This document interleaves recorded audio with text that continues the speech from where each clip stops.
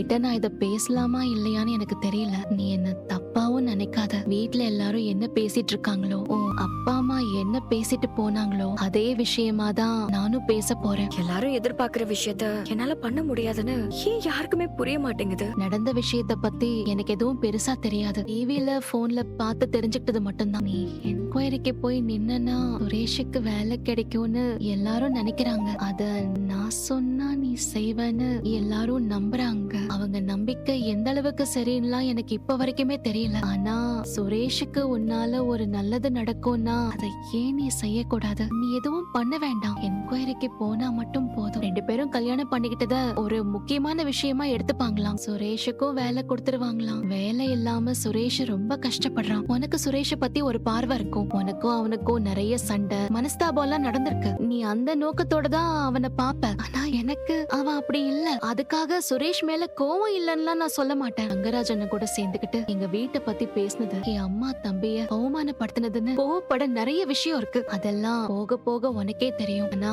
அது எல்லாத்தையும் தாண்டி அவன் என் புருஷனோட தம்பி. என் புருஷனுக்கும் அவனை ரொம்ப பிடிக்கும். என் குடும்பத்தை தான் அவனுக்கு பிடிக்காதே தவிர சுரேஷ் என்கிட்ட நல்லா நடந்துப்பான். அண்ணி அண்ணின்னு என் பின்னாடியே வருவான். எனக்கு ஏதாவது பிரச்சனைனா ஓடி வந்து நிப்பான். இந்த வீட்டுக்கு நான் கல்யாணம் பண்ணிட்டு வந்தப்போ யாருமே என்கிட்ட பேசல. இப்ப நீ எப்படி இருக்கியோ அப்படிதான் நான் அப்ப இருந்தேன். சுரேஷ் தான் முதல்ல என்கிட்ட வந்து பேசினான். என்னமோ எனக்கு அவன் மேல ஒரு பிரியம். அவன் ரொம்ப நல்ல பையன் மதி. என்னைக்கு இந்த தங்கராஜ் அண்ணா அவனுக்கு வேலை வாங்கி கொடுத்தாரோ அப்பல இருந்துதான் அவன் இப்படி மாறிட்டான். அவர் நமக்கு வேலை வாங்கி கொடுத்தவர்னு அவர் சொல்றதெல்லாம் செய்யணும்னு அவர் பின்னாடியே ஓடினான். அவர் சொல்றத கேட்கலன்னு வையன். அவன் ரொம்ப நல்ல பையன், ரொம்ப மரியாதையான பையன். நான் அவனுக்கு சப்போர்ட் பண்றேன்லாம் நினைக்காத. அவனுக்கு வேலை கிடைச்சா அவனுக்கு மட்டும் இல்ல உங்க 2 பேருக்குமே நல்லது. வேலை கிடைச்சா அவன் சந்தோஷமா இருப்பான், நல்லா இருப்பான். உன்னால முடிஞ்சா அவனை மன்னிச்சிரு மதி. மன்னிக்க முடியாத தப்பதான் அவன் பண்ணிருக்கானான்லாம் தெரியல. நீ கொஞ்சம் யோசிச்சு நல்ல முடிவா எடு மதி. அவனுக்கு வேலை கிடைச்சா நிறைய விஷயங்கள் மாறும். 2 பேருக்குள்ள இருக்கிற பிரச்சனையும் சரியாகும். உன்னால முடிஞ்சா அதை செய் மதி. சார் உங்களை உள்ள கூப்பிடுறாரு. நீங்க இருங்க. சார மட்டும் தான் நீங்க வெயிட் பண்ணுங்க.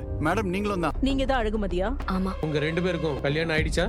ஆமா கல்யாணம் ஆயிடுச்சு. இவர் மேல எஸ்பி ஆபீஸ்ல கம்ப்ளைண்ட் கொடுத்தது நீங்க தானே? ஆமா. காலேஜ் ஸ்டூடெண்ட்டா அடிச்ச விஷயத்திலயும் நீங்க இன்வால்வ் ஆயிருந்தீங்கல்ல சார்? எங்க 2 பேருக்கும் ஏற்கனவே சின்ன பிரச்சனை இருந்துச்சு. அந்த கோவத்துல அழகுமதி வாண்டடா பர்பஸா என் மேல கம்ப்ளைண்ட் பண்ணிட்டாங்க. அப்புறம் எங்க 2 பேரோட ஃபேமிலி இன்வால்வ் ஆகி எங்களுக்குள்ள இருக்கிற பிரச்சனைகளை பேசி சால்வ் பண்ணிட்டாங்க. எல்லாத்தையுமே அழகுமதி டீட்டெயிலா லெட்டர்ல கொடுத்திருக்காங்க சார். இந்த லெட்டர் நீங்க கொடுத்தது தானா? அழகுமதியாகிய நான் கும்பத்தூர் காவல் நிலைய உதவி ஆய்வாளர். சுரேஷ்கும் எனக்கும் ஏற்கனவே இருந்த முன்விரோதம் காரணமாக அவர் மேல் பொய் புகாரை அளித்திருந்தேன். எங்கள் 2 குடும்பத்தினரும் பேசி எங்களிடையே இருந்த பிரச்சனையை சரி செய்து விட்டனர். 2 வீட்டாரின் சம்மதத்துடன் எங்கள் விருப்பத்துடனும் நாங்கள் திருமணம் செய்து கொண்டோம். அதனால் உதவி ஆய்வாளர் சுரேஷ் மீது கொடுத்த அனைத்து புகாரையும் நான் திரும்ப பெற விரும்புகிறேன். அவர் மேல் நான் வைத்த குற்றச்சாட்டுகள் அனைத்தும் முன்விரோதம் காரணமாக வைத்த பொய்யான குற்றச்சாட்டுகளே.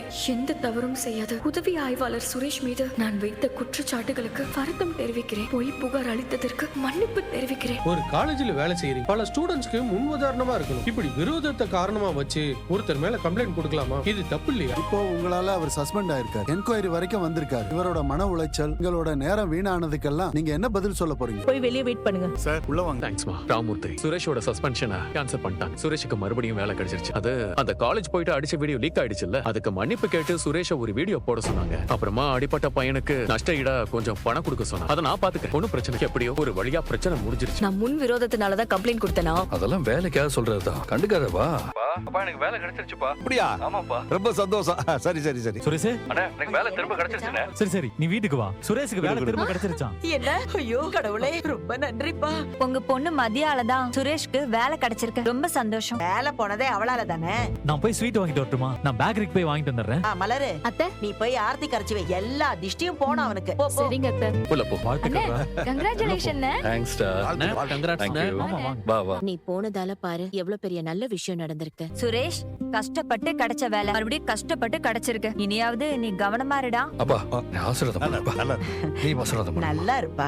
அடுத்தடுத்து ப்ரொமோஷன் வாங்கி மேல மேல நீ பாட்டுக்கு போயிட்டே இருக்கணும்டா. என்னடா சந்தோஷமா? நான் தான் சொன்னேன்ல உனக்கு வேலை கிடைச்சிரும்னு. சொன்ன மாதிரியே வேலை வாங்கி கொடுத்துட்டேனா? தேங்க்ஸ் மாமா. மதி ரொம்ப தேங்க்ஸ். கடைசியில நான் கூப்பிட்ட உடனே என்கொயரிக்கு வந்தது ரொம்ப தேங்க்ஸ். நான் ஸ்வீட் வாங்கிட்டு வந்தேன். எல்லாரும் எடுத்துக்கோங்க. ஃபர்ஸ்ட் நீ எடுத்துக்கோ சுரேஷ். மலர் எல்லாருக்கும் கூட. ஆமா, குடும்ப பழக்க வழக்கத்தை எப்படி மதிச்சு நடக்கிறதுன்னு உங்க பொண்ணுக்கு சொல்லி கொடுங்க. உங்க பொண்ணுக்கு எப்படி பேசுறதுன்னு கூட தெரியல. பெர்மிஷனே கேட்க மாட்டேங்கிற. தகவல் தான் கொடுக்குறா. இப்படி ஒண்ணு கேட்டா அப்படி ஒண்ணு சொல்ற. பேச முடிய மாட்டேங்குது. மதி அப்பா கல்யாணம் பண்ணி கொடுக்கும்போது எனக்கு இந்த கல்யாணத்துல விருப்பம் இருக்கா இல்லையான்னு என்கிட்ட கேட்டீங்களா? கல்யாணம் பண்ணி வச்சுட்டீங்க, அவ்வளவுதான். அதோட உங்க கடமை முடிஞ்சு போச்சு. இனிமே நான் பாத்துக்கிறேன். நான் நிறைய தடவை இந்த கல்யாணம் வேண்டான்னு சொன்னேன். ஒரே ராத்திரியில முடிவு பண்ணி மனமேடையில உட்கார முடியாதுன்னு சொன்னேன். நீங்க கேட்டீங்களா? உங்களுக்கு நிறைய காரணம் இருந்துச்சு, கல்யாணம் பண்ணி வச்சுட்டீங்க. அதோட எல்லாம் முடிஞ்சிருச்சு. நீங்க என்ன பண்ணணும், எப்படி இருக்கணும்னு நான் பாத்துக்கிறேன். நீங்க 2 பேரும் அடிக்கடி இங்க வர வேண்டாம். வந்து என்ன பத்தின கம்ப்ளைண்ட் எல்லாம் நீங்க கேட்க வேண்டாம். எனக்கு அட்வைஸும் ஒண்ணும் பண்ண வேண்டாம். என்ன நடந்தாலும் பரவாயில்லன்னு தானே எனக்கு கல்யாணம் பண்ணி கொடுத்தீங்க. என்ன நடந்தாலும் நான் பாத்துக்கிறேன். என்ன மதி இப்படி எல்லாம் பேசுற?